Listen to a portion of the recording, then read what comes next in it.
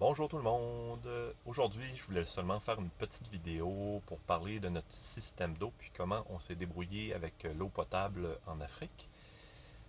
En 2017, quand on a fait notre voyage Canada-Nicaragua avec une autre vanne on avait seulement un bidon de 20 litres qu'on allait remplir soit dans certains commerces, certaines épiceries ou dans certains centres de filtration d'eau.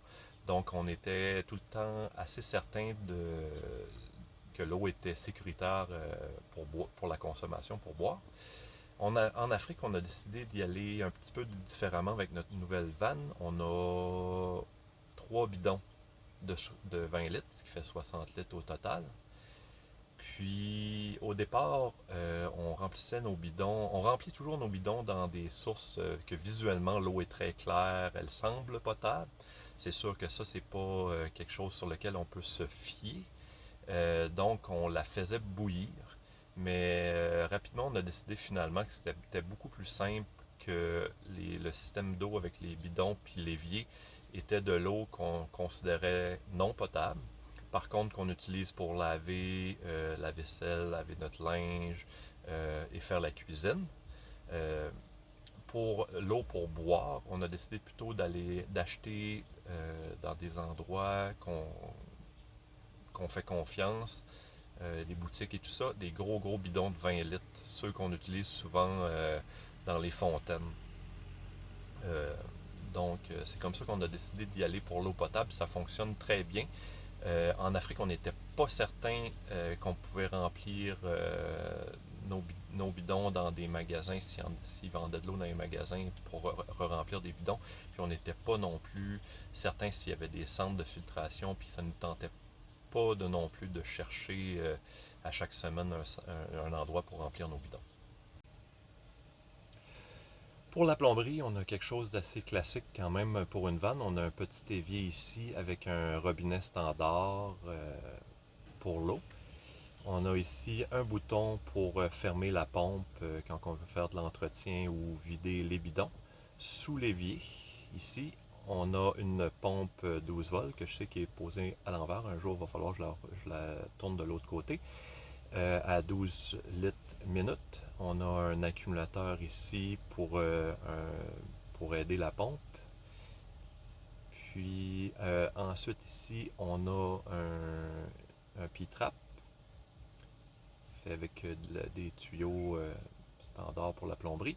On a ici un crochet qui permet de descendre le P-trap comme ça pour pouvoir aller vider le seau. C'est un seau de 20 litres qu'on retrouve un peu partout en quincaillerie.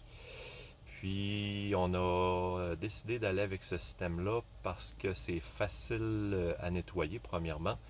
Facile aussi à aller vider à différents endroits, comme dans les campings, dans les stations de vidange ou aussi tout simplement dans une toilette, dans une station-service ou quoi que ce soit.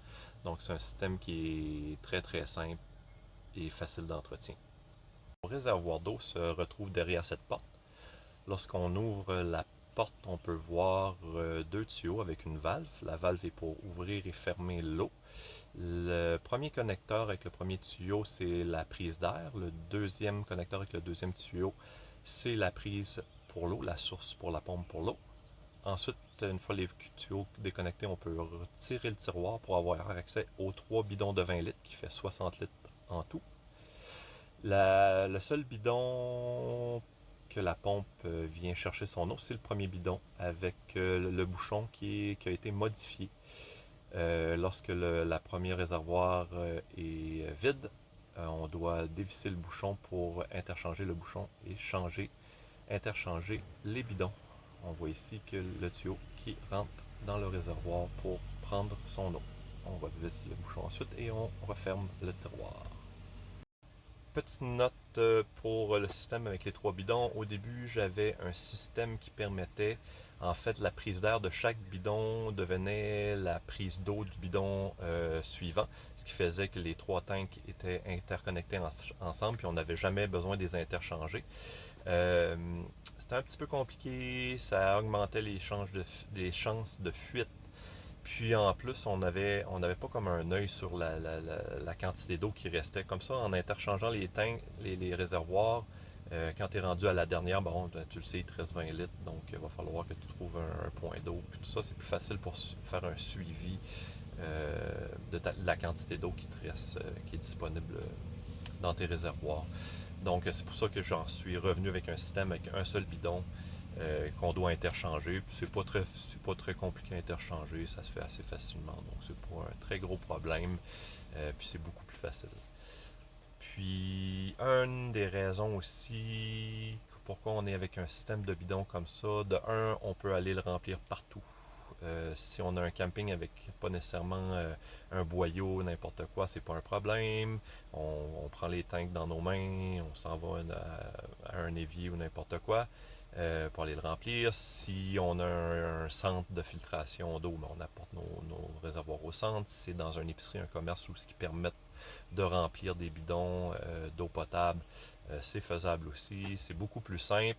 La deuxième raison pour l'entretien et tout ça, pour le nettoyage, moi personnellement, je trouve ça beaucoup plus simple d'avoir des bidons comme ça qu'on peut enlever puis remettre pour pouvoir les laver comme il faut là, avec un détergent ou n'importe quoi, puis les rincer comme il faut aussi, que d'avoir un immense réservoir fixe qui est un petit peu plus compliqué selon moi à nettoyer et à désinfecter. Donc c'est ça qui termine ma petite vidéo sur notre système d'eau puis comment on s'est débrouillé avec l'eau en Afrique.